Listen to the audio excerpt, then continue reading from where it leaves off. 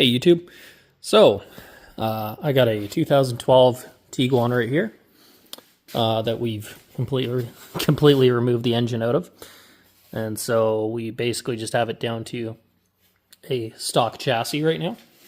And right here we have the drivetrain out of a 2015 Passat with a CJAA engine. So this is the 2-liter TDI that has the latest revision of intake pre-cooler. As well as having just the slightly better turbo system, as well as the better, more refined fuel system. So this one's the one that doesn't go through as many high-pressure fuel pumps. So we're going to be swapping this into the 2012 gas Tiguan, because as we are in North America, they weren't really standard over here. So, you know, but they did sell everything else in a TDI.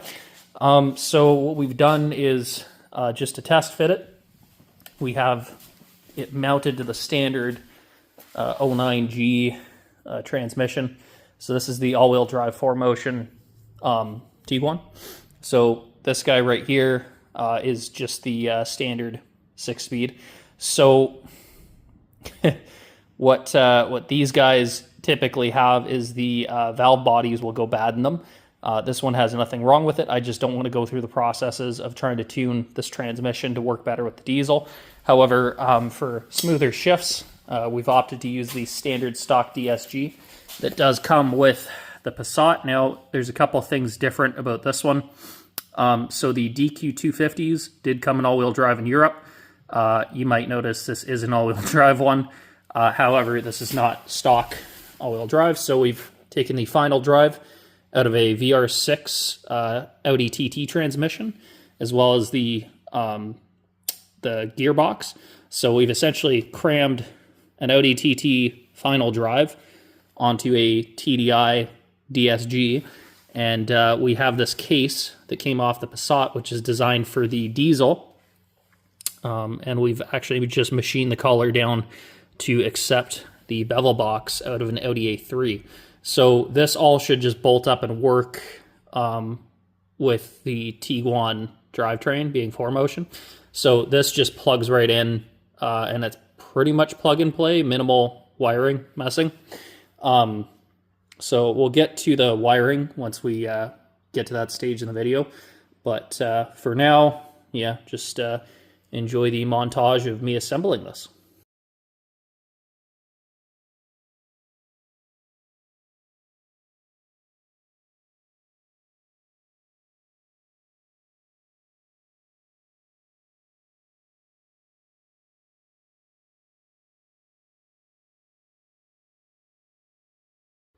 Hey guys, back here now. So we have the old transmission out. So this guy had the stock transmission with just a, torque converter mated to a clutch flex plate that was modified. So the standard Volkswagen Golf with the the 01M transmissions and the 09G transmissions will have the same bolt pattern as the diesel with the 6-bolt pattern on it. So this one's been modified to accept the standard Tiguan transmission, but as we found out, we're not going that direction anyways, and we're using the stock tranny. Plus, DSG is way better than that guy, so it's probably for the better.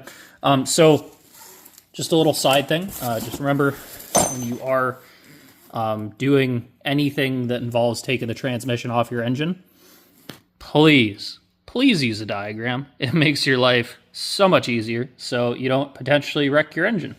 So this guy is just supposed to mimic the block shape. So that's the top of the cylinder head where the square is, and all the bolts kind of make sense where they go. So these transmissions are the same pattern, and they do bolt up in the same way. It's the only difference between the two being, of course, the starter is set back just a little bit more. So you're going to need to use the starter that came originally with the DSG. All right, stay tuned for the bolt up. Okay, just a quick little update. So, since we're already in here, we are going to be changing the rear main seal because I think that's a no-brainer. You'll notice that That shield's been modified, so we could have used that transmission, but alas, that doesn't need to be done now, so don't do what I did. Do this. So, if you guys have to replace this, there is your part number. So you'll notice this has this little specialty sensor, and that is just held in simply right over there. It's a little tiny M5 Allen, and then the other bolts on this actually are dual M5 Allen and also 10 mil, but we're going to be using a 10 mil to zap all these out, and then we'll be dealing with the main seal and the sensor.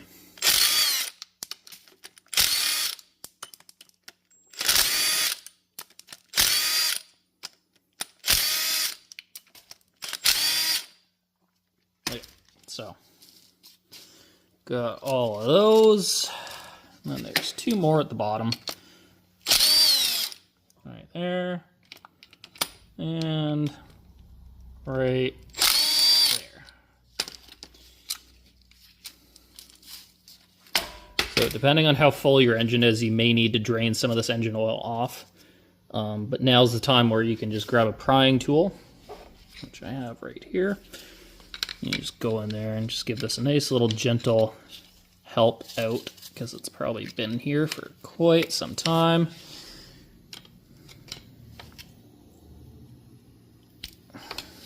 Just like that, and here she comes.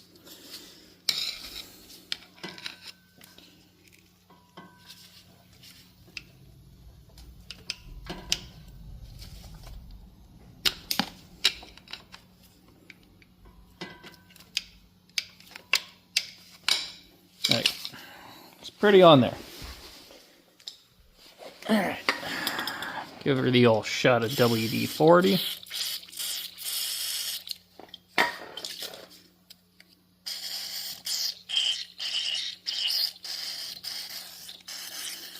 And this is not held in place with any RTV, by the way. So this is purely held on with a rubberized seal. So when you get your new one, it does come with an installation sleeve, so it doesn't go on all wonky. But you can see the main seal itself is a rubberized seal, very similar to a Mark IV. So you do not need RTV. However, I am going to be lubricating this using engine oil just to make sure it's not going on dry, because that's just a bad day. Alright, let's give this another try. There we go. Here she comes. Okay. Nice and even.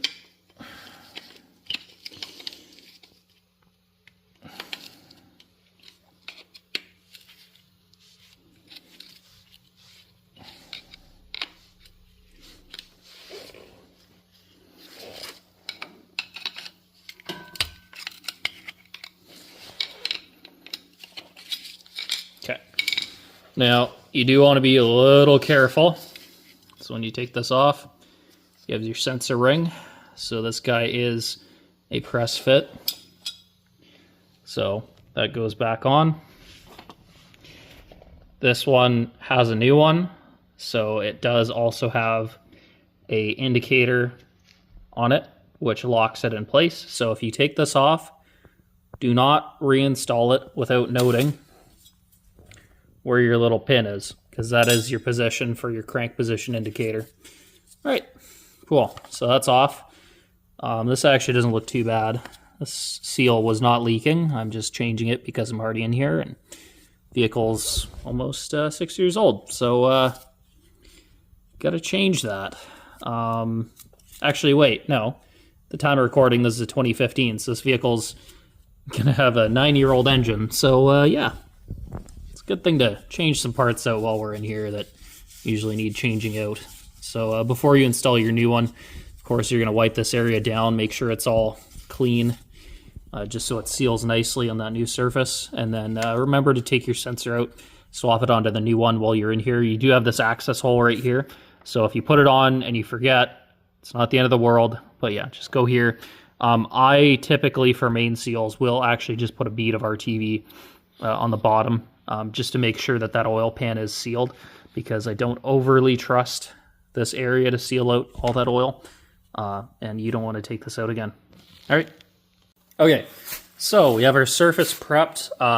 I know it says it doesn't require RTV because, as you guys can clearly see, this is a rubberized seal that goes around this. However, I personally don't overly trust seals like this, so this guy is going to be getting RTV around here. The aftermarket, just for fair warning, the OEM ones are aluminum, as this is. The aftermarket ones from L-Ring are made with a plastic housing. It makes no difference to me. Honestly, it performs the same. I just prefer OEM sometimes. So before you get started, pay special attention to a couple things. Now, I made mention of this crank position indicator ring right here. So this guy needs to be aligned at TDC with your crank. So before you install that, go ahead and swing over to the other side. Make note of your on-time position there on your crank. So you'll have one on your pulley and then one on your case right there. And then if that's all lined up, you're ready to rock. All right, so simply place your indicator tool onto your crank as such, and push it on gently, evenly, and with force, and it should seat evenly. Do not put it on at an angle, and it should slide on fine. Hey guys, so the rear main seal is on, as you can see. So I wanted to just put a theoretical thing into play here. What if you're putting this on and your crank position indicator fell off? So there is a simple workaround to this, and not to worry. So simply, if you encounter this, you do in fact have a solution. So this little guy right here is designed to, again, go right here to align with your little crank position indicator. So all you got to do is get this little guy off. Okay, so that little guy came off. So all we're going to do is just lightly place this in just to get it started. And we're going to be using our little alignment tool right here. We're going to just place that guy right there in that hole, and then place this guy in the lower hole. So then all we got to do is just put a little gentle amount of force on this ring and seat it, and then make sure the alignment tool doesn't move. All right, cool. So now we know we're seated after lightly using a mallet to seat this onto the crank. So all we do, take our little tool out, and then we got to swap over our sensor, and then we're ready for clutch install. Yeah, I have zero patience too. So this overly eco-friendly diesel, as you can see with all the miscellaneous question marks all over the engine. There's an engine hidden somewhere in this mess of wires and tubing and piping and crap. But anyways, the 6 speeds mated to this now, and got the gearbox in. There's barely enough room. Yeah, crazy. Alrighty, so just a quick update here. We've got the engine and transmission swapped over. So you can see this is the Passat DQ250. So this guy's got the Passat tranny all plumbed in and everything as it would be from factory, except for it's got a bevel box. So that's a very tight fit. And it does use the same hardware as the Audi A3, because the Audi A3, Golf R, TT, and the All-Track all had the same kind of relative setup of a DQ250 or the DQ500 with, you know, depending on what engine. So basically, this guy was a bolt-in swap after I machined the case to accept that bevel box. Okay, so that's all from the Passat. What I should also mention you need to do when you're installing all this is you need to put in the DSG shifter from the Passat. So I already swapped that out from the Tiguan one. And you also need to swap in the cluster. So the clusters in the Passat and the Tiguan are the exact same. So you literally just take apart the cluster and essentially swap over all the Passat bits into the Tiguan cluster. That's really all you got to do. But now we got to put this thing in, so stay tuned.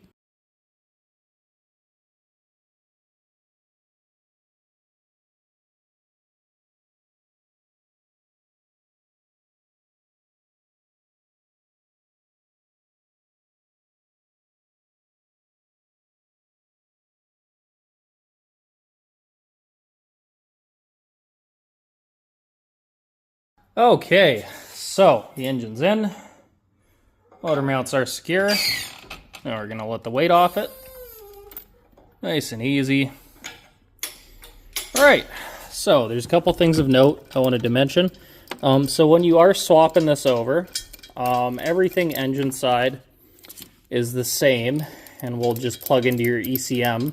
Everything body side, we're gonna need to make a lot of modifications too. That's why I already have this stripped down. But we will do a follow-up video with all the wiring. But just to show you guys, this thing quite literally is plug and play. You just simply, modify your transmission. You got your engine in. As far as compatibility of parts, I didn't really find anything was out of the ordinary. Routing of the Passat fuel lines, the Passat equipment is a little bit shorter.